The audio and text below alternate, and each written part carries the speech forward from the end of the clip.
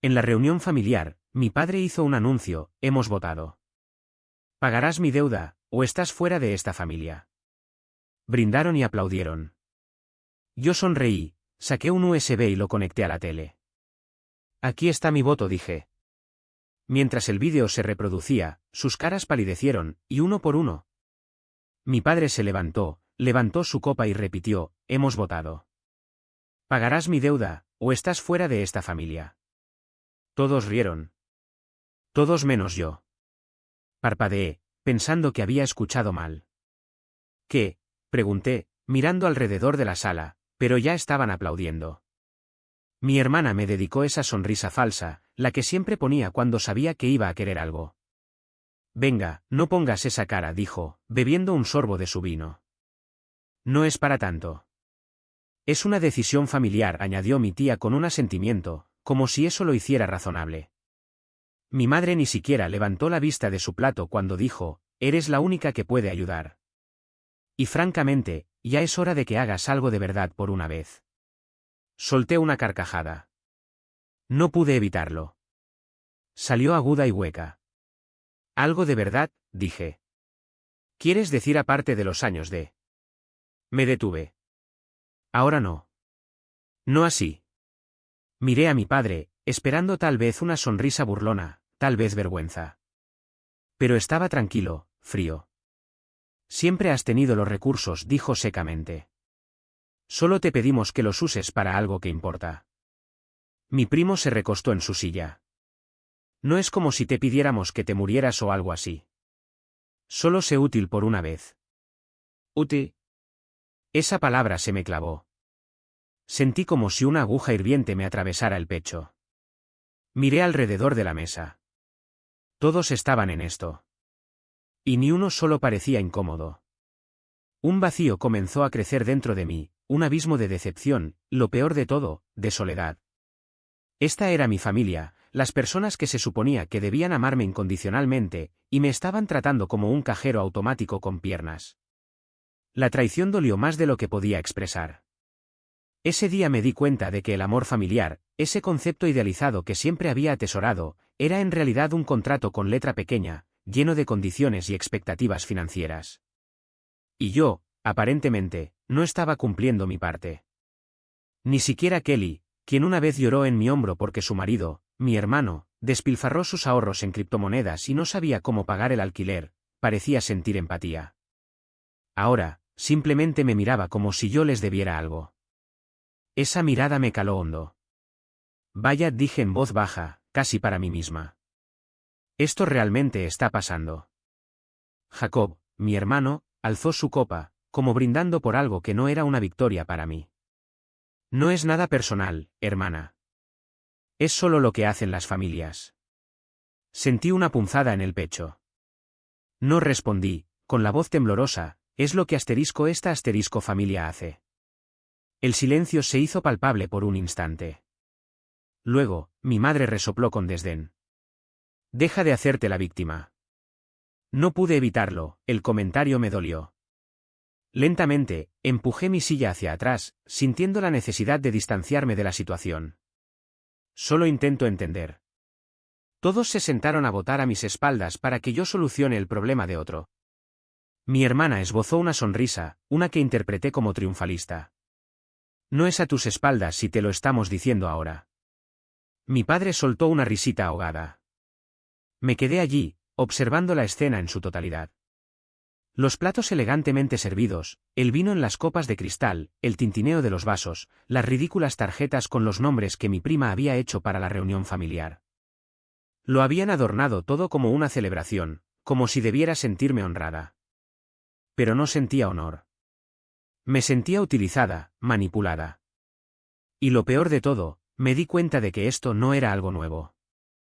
Esta era solo la primera vez que dejaban de fingir que les importaba mi opinión. Miré a mi hermano, que seguía sonriendo como si todo esto le pareciera gracioso. ¿De verdad creen que voy a aceptar esto?, pregunté, sintiendo una rabia contenida. Se encogió de hombros con indiferencia. Sabemos que lo harás. Siempre lo haces. No respondí verbalmente.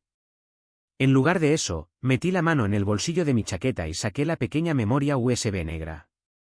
Entonces, supongo que es hora de que les muestre lo que he traído. La sonrisa de mi hermana vaciló por primera vez. ¿Qué es eso?, preguntó, con un tono de voz ligeramente nervioso. Caminé lentamente hacia el televisor en la esquina de la habitación y lo conecté. Ustedes lo llamaron una votación.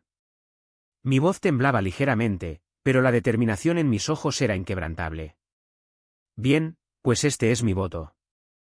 Y mientras ese vídeo se cargaba fotograma a fotograma, mentira a mentira, no pude evitar preguntarme cómo habíamos llegado a este punto. Porque no empezó con una votación, ni siquiera con una reunión familiar. Empezó con una llamada telefónica a las 2 de la madrugada. Un recuerdo amargo que, hasta ese momento, había intentado enterrar en lo más profundo de mi mente. Todo comenzó con una culpa envuelta en una sonrisa, y una familia que sabía exactamente cómo hacerme ceder. «Ay, perdona que te llame a estas horas», me dijo mi padre, su voz cargada de una falsa culpabilidad. «Pero tu madre y yo estamos en un aprieto». Siempre lo estaban. Esa vez era la hipoteca. Antes, habían sido problemas con el coche. Luego el calentador de agua, la factura de la luz, la matrícula de mi hermana, el fallido negocio de mi hermano, el retiro de salud mental de mi primo en Arizona. Cada mes surgía una nueva emergencia. Y cada vez, yo pagaba, porque eso era lo que me habían enseñado a hacer. «Eres la única que es estable», me decían. «Se te da bien el dinero. No estás casada. No tienes hijos. Puedes permitirte ayudar». Y cuando dudaba, añadían, «¿Crees que no nos hemos sacrificado por ti? No tendrías esta vida si no fuera por nosotros. Eres muy egoísta». Solía creerles. Solía agradecerles esa culpa. El verdadero problema comenzó cuando dejé de ser invisible. Conseguí un ascenso, compré un piso, cambié de coche por uno mejor. Nada ostentoso, solo cosas básicas para una mujer de 30 y tantos que había estado trabajando duro durante una década. Fue entonces cuando empezaron a hablar a mis espaldas. Descubrí, a través de un comentario casual de mi tía Marta, que en la cena de Navidad mi primo, David, había dicho algo sobre la pedantería de la nueva tele de plasma que me había comprado. Poco después, mi hermana insinuó que era curioso que ahora no pudiera ayudar con las medicinas de mamá, pero sí con caprichitos para mí. Incluso mi madre deslizó en una conversación que estaba cambiando, actuando como si fuera mejor que el resto de la familia. Me enteré de todo esto porque una compañera de trabajo, Amber, oyó a mi tío hablar mal de mí en un bar. Mi tío, a quien una vez saqué de un apuro pagando sus honorarios judiciales por conducir ebrio. Todo estalló 6 semanas antes de la reunión familiar. Mi hermano, Jacobo, me llamó de repente. Estaba inusualmente alegre. «Tengo que pedirte un favor», dijo. No respondí de inmediato. Lo notó. «Anda ya, no seas así». «No es para tanto», se rió él. «Son solo $22.000. Casi se me cae el teléfono de la mano». «¿Para qué?» «La deuda de papá», respondió con una despreocupación que me irritó profundamente, como si estuviera pidiendo una pizza. «La del préstamo que avaló a tío Mark. Está creciendo sin control. Pensamos que tú podrías cubrirla». «¿Pensamos?» «Sí», dijo, yo, mamá, papá, Liz, Dave. «Lo hablamos, sin ti». «Siempre es tan difícil encontrarte», añadió con un suspiro, como si yo fuera la que estaba causando problemas, «pero sabíamos que serías lógica al respecto». ¿Lógica? No grité. No colgué. Simplemente dije, no. Hubo una pausa, seguida de risas. «Vamos, no seas dramática. Es solo dinero». «Pues págalo tú mismo», respondí. «Yo tengo hijos», espetó. «Tú no». Y colgó. En ese momento no lo supe, pero ahí fue cuando empezaron a planear su votación. 2 días después, recibí un mensaje de mi madre: «Necesitamos hablar. Asuntos familiares». Luego uno de mi hermana: «Nos reunimos el mes que viene». Sin excusas. «Tienes que estar». Nunca me preguntaron. Me citaron. Al principio, pensé que quizás sería otra sesión de culpabilidad. Quizás otra súplica. No esperaba que fuera una declaración de deber, aunque quizás debería haberlo supuesto, porque eso es lo que yo era para ellos, una obligación con forma humana. Las semanas previas a la reunión familiar fueron una nebulosa de sonrisas ensayadas y rabia contenida. Mi madre me llamó para saber cómo estaba. «¿Qué tal el trabajo?», preguntó dulcemente. «Ocupada», respondí. «¿Sigues trabajando en esa oficina del centro?». «La que está cerca del banco». Podía casi oírla calculando en su cabeza. Mi hermana llamó a continuación. «Estaba pensando», me dijo, «ya que te va tan bien, quizás podrías llevar a mamá y papá de crucero el año que viene». El peso de sus expectativas, la forma en que asumían mi disponibilidad económica, era como una losa sobre mi pecho. No era solo el dinero en sí, era la constante sensación de ser vista como una fuente inagotable, un cajero automático emocional. Me sentía explotada, ignorada como persona y valorada únicamente por lo que podía ofrecer materialmente. La rabia burbujeaba bajo la superficie, lista para explotar con la menor provocación. Intentaba mantenerme ocupada, distraerme con el trabajo y mis propias pequeñas rutinas, pero la sombra de la reunión familiar se cernía sobre mí, amenazando mi paz mental. La idea de enfrentarme a ellos, a su manipulación y a sus expectativas, me resultaba aterradora. Sabía que no iba a ser fácil, pero estaba decidida a mantener mi postura y a no ceder ante sus presiones. Necesitaba proteger mi propia estabilidad y mi propio bienestar, aunque eso significara enfrentarme a mi propia familia. ¿Se lo merecen? Seguro que sí, respondí, aunque en mi interior bullían recuerdos que preferiría olvidar. El silencio se instaló entre nosotras. ¿Sigues enfadada por lo de Navidad? Se refería al año en que le regalé un portátil a su hija y ella se dedicó a contarle a todo el mundo que intentaba comprar su afecto. Ese mismo año, ella me regaló una taza con la leyenda «La menos festiva de la familia». El colmo llegó la noche antes de la reunión familiar.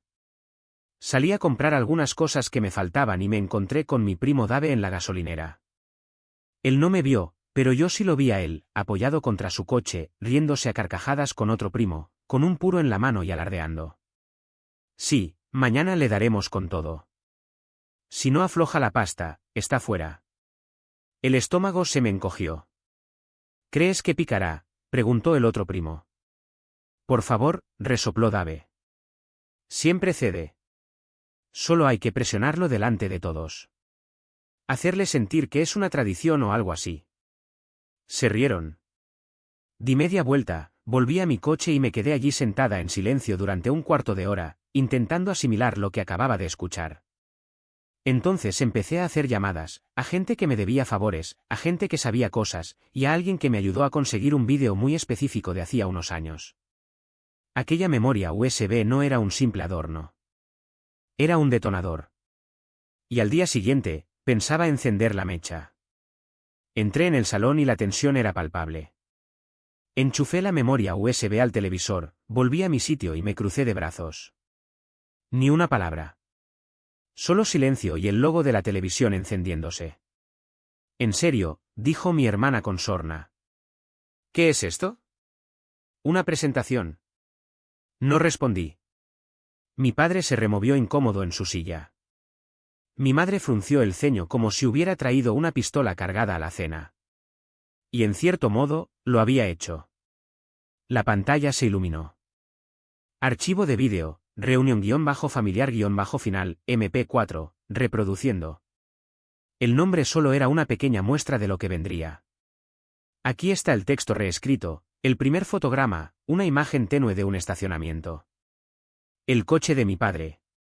Él bajándose en plena noche, caminando de un lado a otro, sacando un boleto de apuestas arrugado del bolsillo de su abrigo. Luego, su voz.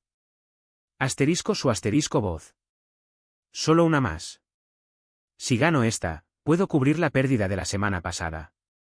El aire se llenó de suspiros ahogados. A continuación, imágenes del interior del casino. Mi padre encorvado sobre una mesa de blackjack. Fichas volando. Dando un puñetazo en la mesa. Seguridad acercándose. Después, un extracto bancario. Retiros. El mismo día, a la misma hora. $4,000. $3,500. $2,200. Finalmente, una foto, con fecha y hora, que muestra a mi padre entregando efectivo a un hombre frente a un bar. Un prestamista conocido. Había investigado a fondo. Pausé el vídeo.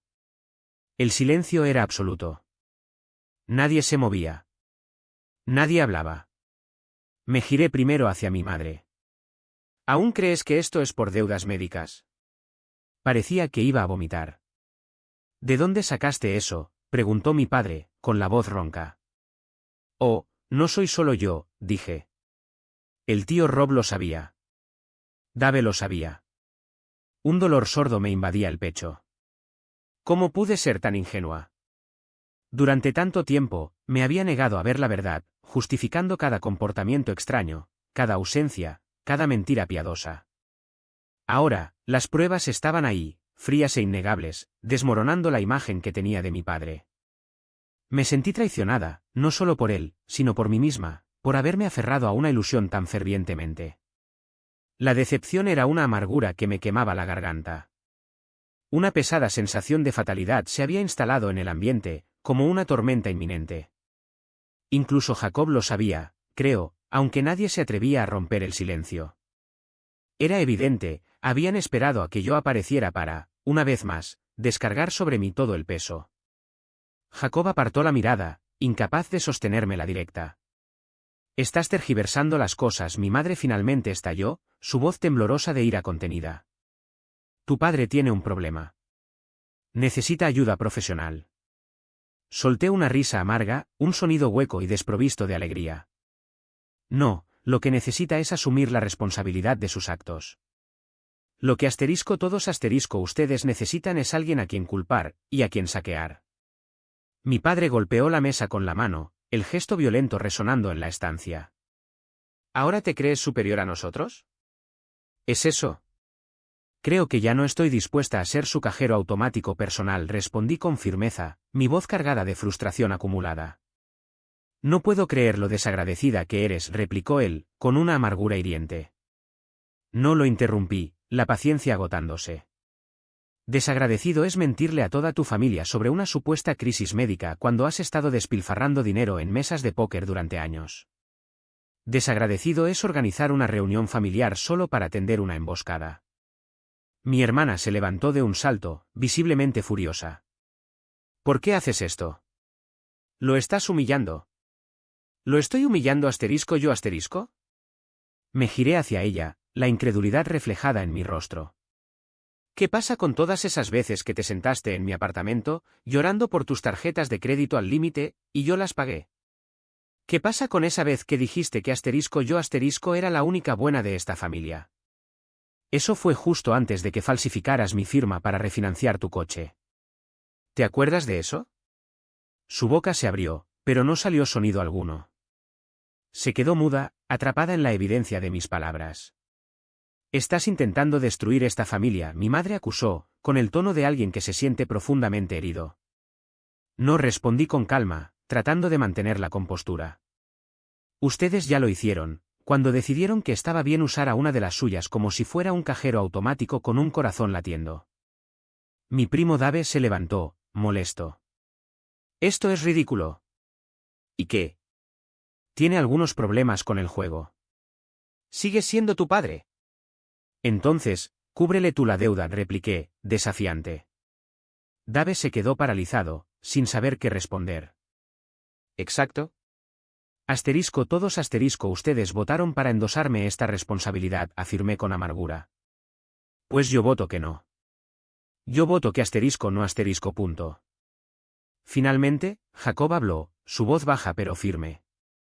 Su intervención me sorprendió, aunque quizás, en el fondo, esperaba un gesto de apoyo por su parte. Si te vas ahora, no te molestes en volver. Crucé mi mirada con la suya. Entonces considérame ida. Mi padre se puso de pie. Última oportunidad. Transfiere el dinero esta semana y olvidaremos que este circo siquiera ocurrió. Qué curioso, dije, tomando mi abrigo. Eso es exactamente lo que yo quiero. Se acercó como si fuera a detenerme, pero algo en mi expresión debió advertirle que no lo hiciera. Caminé hacia la puerta. Cuando estaba a punto de tocar el picaporte, mi madre dijo, si te vas, no vuelvas. Me giré por última vez. No estaba en mis planes hacerlo. Y entonces salí. No corrí, no me fui dando un portazo, simplemente caminé. Con la cabeza alta por primera vez en toda mi vida. No esperaba que todo fuera tan silencioso. Creí que habría rabia, gritos, docenas de llamadas, mensajes, intentos de hacerme sentir culpable. Pero no hubo nada. Ningún mensaje, ningún necesitamos hablar, solo silencio. Y, extrañamente, me gustó. Por primera vez en años, me desperté sin una presión sorda en el pecho. Sin vergüenza, sin el peso invisible de los problemas de otros sobre mi espalda. Fui a trabajar. Fui al gimnasio. Tuve cenas tranquilas, sin llamadas telefónicas dramáticas. Incluso volví a coger mi cuaderno de bocetos, algo que no tocaba desde hacía casi una década. Sentía como si finalmente pudiera respirar de nuevo. Pero sabía que mi familia no lo dejaría pasar tan fácilmente. Sucedió en la tercera semana. Estaba caminando a casa con un café cuando vi una figura de pie frente a mi edificio. Postura familiar, hombros tensos, ojos enrojecidos. Era mi madre. Sostenía un recipiente con comida como si fuera una ofrenda. ¿Puedo pasar?, preguntó en voz baja. No dije nada. El silencio ya no me asustaba, al contrario, me daba una extraña sensación de poder. Observé su rostro, buscando señales de manipulación, de las viejas tácticas que tan bien conocía. Pero solo vi cansancio y una sombra de arrepentimiento. En mi interior, una pequeña llama de esperanza titiló, una esperanza que me atrevía a reprimir, porque sabía lo doloroso que sería si se extinguiera de nuevo. Quizás, solo quizás, las cosas podrían ser diferentes esta vez. Pero primero, necesitaba entender que había cambiado.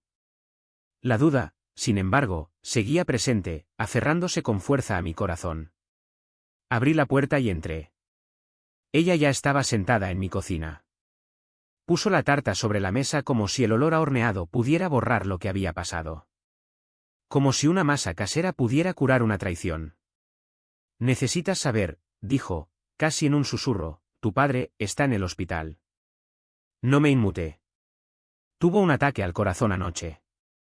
Está en la UCI. Hizo una pausa. Justo después de que el banco presentara una demanda por los préstamos impagados. Aún así, no dije nada. La vi retorcerse las manos en el regazo. No he venido a pedir dinero. Eso hizo que la mirara. Sacó un sobre amarillento de su bolso. Encontré esto en la despensa. Es para ti. Lo dejó sobre la mesa y se levantó. Lo escribió cuando todo empezó a desmoronarse. Nunca pensó en dártelo, pero lo guardó. Se fue sin esperar a que lo leyera. En el frente del sobre, con la letra de mi padre, si alguna vez me pierdo por completo, dáselo a él. Solo a él. Mi mano tembló mientras lo abría. Asterisco hija, asterisco asterisco, sé que todo el mundo me ve como fuerte. Esa es la versión que siempre he interpretado. Pero no era fortaleza. Era una enfermedad. El juego me devoró vivo. Y arrastré a todos conmigo. Lo peor de todo, tú. Tú eras la única que nunca preguntaba, y la única a la que yo le pedía sin cesar, asterisco asterisco, no solo perdí dinero. Perdí mi dignidad y lo más valioso. A ti. Si estás leyendo esto, entonces todo se ha derrumbado. Entenderé si nunca me perdonas, pero por favor, debes saber esto, fue mi culpa, no la tuya. No merezco tu perdón, pero necesitaba que me escucharas decirlo, aunque fuera una vez y asterisco asterisco papá asterisco lo leí 3 veces. Cada vez, algo se rompía dentro de mí. Sentí un dolor profundo, una pena que no sabía que era capaz de sentir. No era por el dinero, ni por los préstamos. Era por él. Por la carga que había llevado solo, por la fachada de fuerza que había mantenido a costa de su propia alma. Y por el hecho de que, incluso al final, pensaba en mí. El sobre amarillento se sentía pesado en mis manos, como si contuviera todo el peso de sus remordimientos y todo el amor que no supo expresar. Sentí una oleada de emociones contradictorias, rabia, tristeza, decepción, y sobre todo, una inmensa compasión. La carta era una confesión, una súplica de perdón, y un testimonio del profundo amor que, a pesar de todo, sentía por mí. Cerré los ojos y respiré hondo, tratando de contener las lágrimas. Sabía que esto cambiaría todo. Sabía que tenía que ir a verlo. Nunca fue una manipulación burda, del tipo estoy enfermo, perdóname y envíame dinero. Era fracaso, crudo, palpable, y por fin, honesto. Por primera vez en mi vida, no me estaba dirigiendo una perorata, se estaba comunicando conmigo. Al día siguiente, fui al hospital. Lo encontré demacrado, hundido en la cama, conectado a una maraña de cables y máquinas que emitían pitidos constantes. Mi madre estaba sentada a su lado, en silencio absoluto. Asintió al verme entrar, pero no dijo nada. Él abrió los ojos y me reconoció. No esbozó una sonrisa. No pronunció palabra. Simplemente lloró.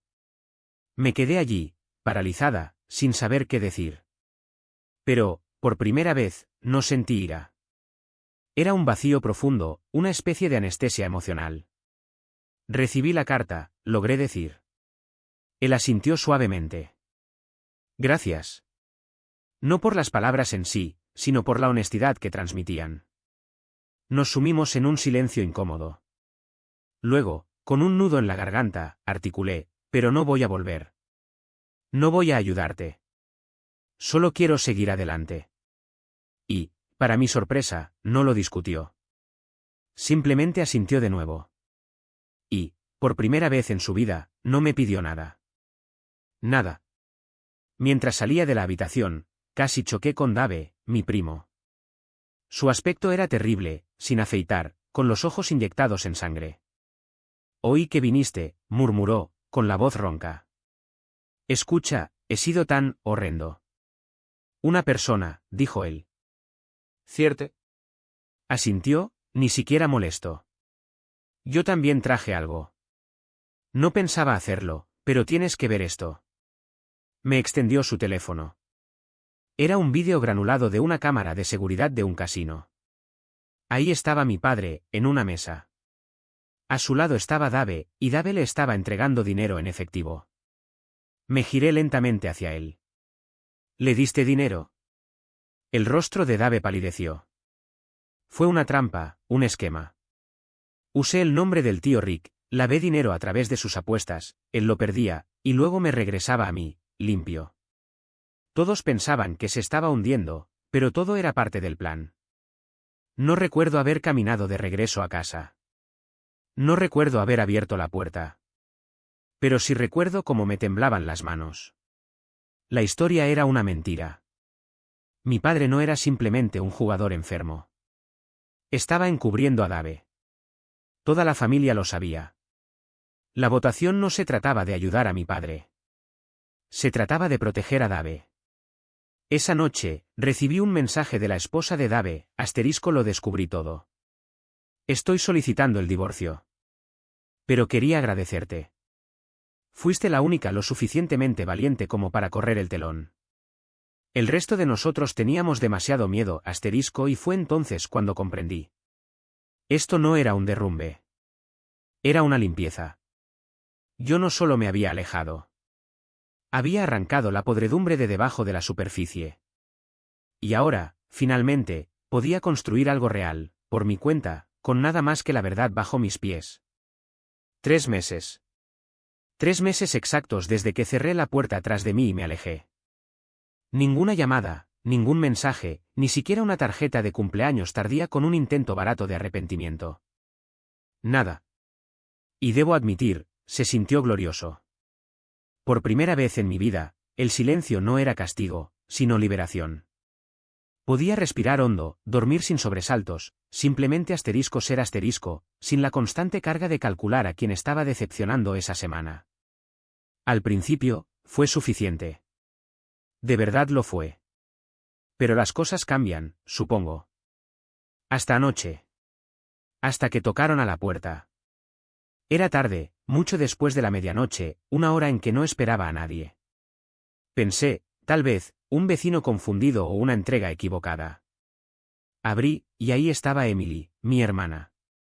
El pelo revuelto como un nido de pájaros, el rímel corrido bajo los ojos enrojecidos, como si no hubiera dormido en días. No dije nada. Ella entró sin pedir permiso, como cuando éramos niñas y se sentía con derecho a todo. Pero esta vez, la arrogancia que siempre la acompañaba, esa superioridad tan cuidadosamente ensayada, había desaparecido. Parecía rota. No sabía a dónde más ir, dijo, la voz apenas un susurro. Me dejaron sola. Me apoyé contra la encimera de la cocina, observándola. ¿Quién? Todos. Dejó caer su bolso al suelo con un golpe sordo y se desplomó en una silla. El divorcio de Dave se hizo público, explicó. Brian se llevó a los niños y me dejó. Le envió capturas de pantalla de todos mis mensajes a mamá. Esos donde bromeaba sobre cómo tú probablemente volverías arrastrándote algún día. No me inmuté. No más. Papá está bajo investigación, añadió después de una larga pausa. Aparentemente, algunas de esas cuentas de juego se abrieron a nombre de la abuela. Eso, en cambio, sí dolió. La abuela que, durante los últimos 5 años de su vida, con la demencia consumiéndola, apenas sabía qué día era. Me utilizaron a mí también. Observé a Emily. No lloraba. Estaba vacía, como alguien que acaba de descubrir que el mundo sobre el que construyó su ego estaba hecho de cartón mojado. No estoy aquí por dinero, dijo rápidamente. Ya lo sé. Arqueé una ceja. Vine porque quería decirte algo. Silencio. Tenías razón, susurró. Fuimos horribles contigo. Yo fui horrible contigo. Me crucé de brazos. Ella miraba fijamente al suelo. ¿Sabes, el día que votamos, la gran reunión? Ya sabía que la deuda de papá no era solo de apuestas. Sabía lo de Dave. Simplemente no me importó. Eso dolió más que nada. Me dije a mí misma que era más fácil dejar que lo cargaras tú, continuó. Siempre lo hacías. ¿Por qué no una vez más? Finalmente me miró a los ojos. Pero cuando no lo hiciste, cuando te plantaste ahí y dijiste, no, te odié por eso. Asentí lentamente. Y ahora, su voz se quebró. Ahora, te envidio. Se quedó una hora, quizás más. No me pidió que la dejara dormir en el sofá. No fingió que íbamos a empezar de nuevo. Se fue en silencio. Y me quedé allí en la cocina, sola de nuevo, pero ya no se sentía como soledad. Se sentía como algo más, como un cierre, como justicia. A la mañana siguiente, revisé mi correo electrónico. Había un mensaje de alguien con quien no hablaba desde hacía años, Brian. Asunto, gracias. Asterisco, nunca lo dije antes, pero quería que lo supieras. Gracias. No solo por sacar a la luz lo que hiciste, sino por sobrevivir a todo ello. Antes pensaba que no había escapatoria, que solo me quedaba sonreír y aguantar. Verte alejarte, me dio permiso para hacer lo mismo. Ahora tengo la custodia completa. Los niños están floreciendo. A veces les hablo de ti, del tío que nunca se rindió consigo mismo. ¿Quieren conocerte? Cuando estés listo. Tómate tu tiempo. Estaremos aquí. Leí el mensaje 3 veces. Y cada vez, sonreí. Porque en una casa que una vez se sintió como una prisión, fui yo quien encendió la cerilla. Y de ese fuego, alguien más encontró una manera de salir, también. La semana pasada, empaqué lo último que me quedaba. Me mudé al otro lado del estado. Nuevo apartamento, nuevo número, aire fresco, límites reales. No más cenas familiares aderezadas con manipulación. No más chequeos falsos que terminaban en solicitudes de Venmo. No más sentirme como un cheque de pago metido en una piel humana. Volví a dibujar. Conseguí un espacio de estudio. Voy a inaugurar una pequeña exposición el mes que viene. La primera pieza que terminé, una cerilla sobre lienzo negro. Una palabra debajo, basta. Porque esa es la verdad que nunca esperaron que aprendiera, que el amor sin respeto no es nada. Que la familia sin confianza es veneno. Y que decir que no es egoísta. Es una revolución. Gracias. Recibir este mensaje fue un bálsamo, no solo por tu valentía al denunciar lo que sufriste, sino, sobre todo, por sobrevivir. Antes, en mi propia vida, me sentía atrapada. Pensaba que mi única opción era callarme, sonreír y aceptar lo que me tocaba vivir. Verte tomar la decisión de alejarte, fue como si me dieras la llave de mi propia jaula. Me diste permiso, sin darte cuenta, para hacer lo mismo. Ahora tengo la custodia completa de los niños. Están creciendo felices y sanos, adaptándose mucho mejor de lo que imaginé. De vez en cuando, les hablo de ti, del tío que, a pesar de todo, encontró la fuerza para no rendirse. Sienten curiosidad, quieren conocerte cuando te sientas preparado. No te preocupes, no hay prisa. Nosotros estaremos aquí, esperándote. Releí tu mensaje una y otra vez, al menos 3 veces. Y cada vez, una sonrisa se dibujaba en mi rostro. Porque, aunque aquella casa se había convertido en una prisión, fui yo quien tuvo el coraje de encender la cerilla que prendió el cambio. Y ese fuego, esa pequeña llama de esperanza, sirvió para que alguien más encontrara su propio camino hacia la libertad. La semana pasada, por fin, terminé de empaquetar mis pertenencias. Di el salto y me mudé al otro lado del estado. Un nuevo comienzo, un apartamento luminoso, un número de teléfono nuevo, aire fresco, y lo más importante, unos límites claros. Se acabaron las cenas familiares envenenadas con manipulaciones sutiles. No más llamadas de interés que, inevitablemente, terminaban en solicitudes de dinero por Venmo.